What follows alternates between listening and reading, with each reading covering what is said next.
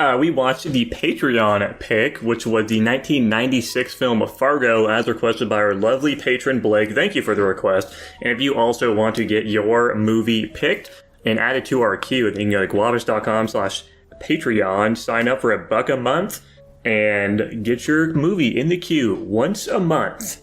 And this movie, of course, is about a real story of this dude who is in an insane amount of debt, presumably from nefarious deeds at his car dealership. So he arranges his wife getting kidnapped for ransom, and then we basically just follow the misadventures of him, the people that are doing the kidnapping, and also a cop who's trying to solve the case. Dude, fun fact, it's not based on a true story. Yeah. They just fucking lied to us. That's so messed up, man. I totally believed them. I did too, until I was reading the fun facts, and they're like, yeah, that's bullshit. Second fun fact, the script was so meticulously written that shit like stuttering and what filler words characters were used were all scripted out. That's very fun. Yeah, apparently, like, as far as the based on a real story goes, is they had, like, heard of, like, some guy murdering his wife and cutting her up in a wood chipper, and, like, that was it. Yeah. Well, close enough. It had those elements. Sure did. So, Dylan is currently at a C+ on this movie. Yeah, he stated more like Fargo. Yeah, he said that verbatim, actually. Personally, I am sitting at an A- right now. Okay. I'm at an A+. I'm at a flat A. I'm so fucking shocked that I'm the lowest of you three. That's crazy. Anyways, yeah, I think this movie is a fun time. I think the acting is very well done for the most part. Don't really have any major qualms with it. I like the structure. It's very creative, where it has like the chaotic side of the ne'er-do-wells, you know, and then you cut over to like some chick eating at a fucking restaurant. It's the most casual thing ever. She's pretty always funny. Eating. In every scene she's in, she's consuming something. She's a hungry pregnant woman. It only makes sense.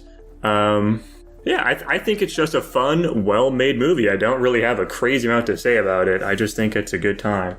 Yeah, it's definitely very fun, super charming. I do love, much like Jackson said, how just juxtaposed the film is, where it'll be cutting between like these horrible fucked up situations that this wife is being put through as she's getting like kidnapped and people are getting shot, and meanwhile this pregnant police officer is just like, oh, I'm from Wisconsin, I'm gonna talk to this Asian man now, ooh, I'm gonna talk to a car salesman, isn't this fun? I'm having a good day as a cop today. And just a lot of the performances are also phenomenal. Just the accents are great. I'm a big fan of them. They add a slight air of whimsy to this overall dark story. True. Yeah. As well as just like the cinematography in general for this film is really stellar too. Yeah, it does a lot with a very boring setting, honestly. It really does make you feel like you're in the middle of fucking nowhere. And they play with it a lot too. A lot of creativity went into it. Mm-hmm. Yeah, I agree a lot with what you guys have been saying. You know, it's a very funny movie. It's pretty thrilling. There's some shocking scenes in here. The characters are the major draw. Just all of them are very entertaining, and they just do a good job of being like, yeah, that's a real person. My biggest complaint is just that, like, I feel like it's kind of setting itself up as like, like a crime mystery thing, but then it kind of, just based on the ending, it kind of just winds up being way more straightforward than anything, just because the cop woman doesn't really figure out what happened. She just kind of stumbles upon the end result of everything and then stops it, you know?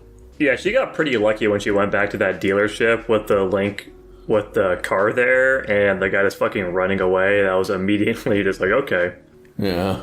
I think that might just be due to the way in which, like, the events play out, though, because everything does just kind of fall in on itself, the way the fucking two robbers end up, like, playing things out, because the reason that she ends up seeing, like, that car and, like, catching them is because that one dude was just too greedy and was like, fuck you, I'm gonna fucking murder you now because I want half of the car and all that shit.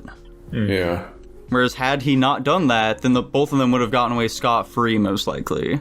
Which is crazy he did that because he already had, like, another absurd amount of money in a fucking suitcase. Like, he's just insanely greedy. That goes back to the characters. The characters in this movie are fantastic. They're all very consistent in what they're trying to do, and they're portrayed very well through acting.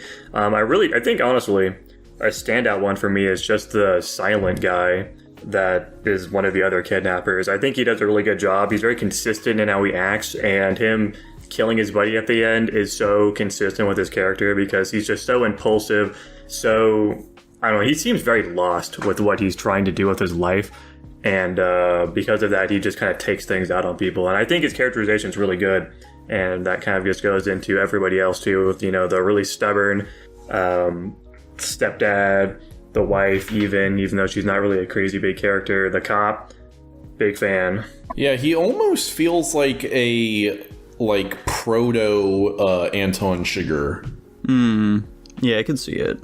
Yeah, I could see it too, if he didn't get shot trying to fucking run away.